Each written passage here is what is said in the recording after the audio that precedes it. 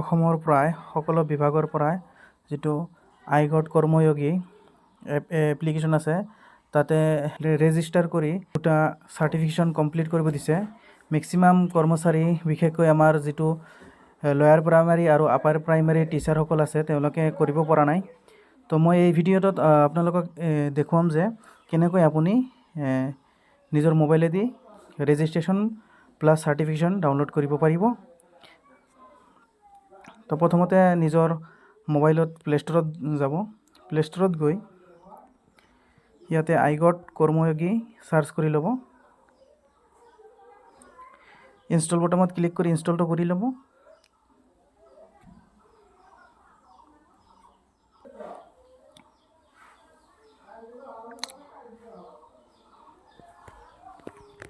Install হোৱাৰ পিছত ইয়াতে অপেন কৰি ল'ব ডাইৰেক্ট তলতৰ পৰাই।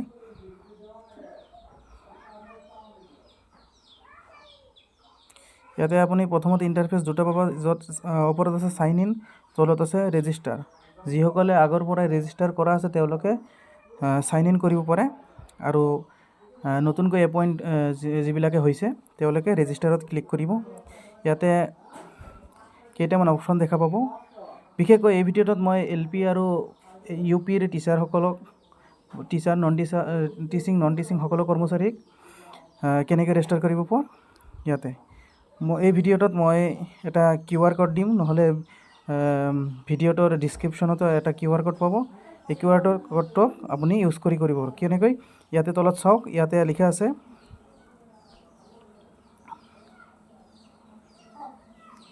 স্কেন QR বুলি আছে, ইয়াতে টিপি দিব। যেতিয়া টিপি দিব আপুনি এইটো ওপৰত অপশ্যনটো ক্লিক কৰিব। তেওঁলোকে ইয়াতে আপলোড ফ্ৰম গেলাৰী ইয়াতে ক্লিক কৰিব। ইয়াতে যিটো দেখা পাইছে আপুনি QR কোডটোত ক্লিক কৰি দিব। যেতিয়াই QR কোডটোত ক্লিক কৰি দিব তেতিয়া আপুনি এনেকুৱা এটা ইণ্টাৰফেচ পাব, য'ত নিজৰ নাম, ইমেইল আৰু মোবাইল নম্বৰ দিব পাৰিব। প্ৰথমতে নিজৰ নামটো তাতে লিখি দিব।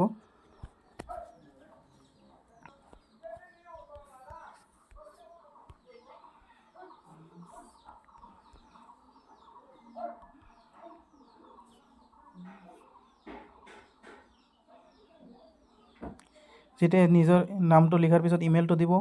ইমেইলটো দিয়াৰ পিছত যেতিয়া ইমেইলটোত চেণ্ড OTP প্ৰেছ কৰিব, আপোনাৰ ইমেইলত এনেকুৱাকৈ এটা OTP আহিব। OTPটো ইয়াতে ভৰাই ভেৰিফাই OTP কৰি দিব। তাৰপিছত আপোনালোকৰ নিজৰ মোবাইল নম্বৰটো দিব। মোবাইল নম্বৰটো দি চেণ্ড OTPত ক্লিক কৰিব। মই ইয়াতে মোৰ নিজৰ মোবাইল নম্বৰটো দি আছোঁ। ইয়াতে দুটা অপশ্যন পাব। চেণ্ড OTPত ক্লিক কৰি দিয়াৰ পিছত আপোনালোকৰ নিজৰ যিটো মোবাইল নম্বৰ আছে তাতে OTP যাব।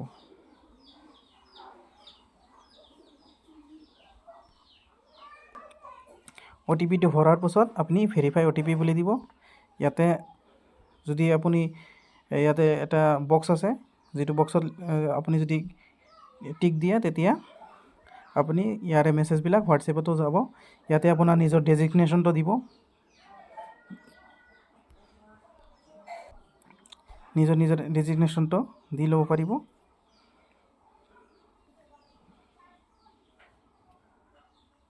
ইয়াতে মই এছিষ্টেণ্ট টিচাৰ দিলোঁ। সাধাৰণতে টিচাৰটো গ্ৰুপ চিত পৰে। তাৰপিছত চাইন আপ বুলি ইয়াতে চাইন আপ কৰি দিব।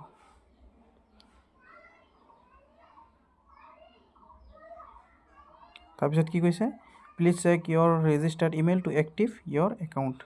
অ'কে বুলি প্ৰেছ কৰি দিব।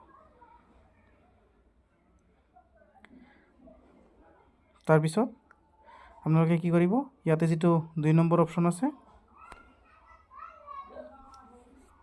লগইন উইথ OTP, এইটোত ক্লিক কৰি দি আপোনালোকৰ নিজৰ মোবাইল নম্বৰটো দিব।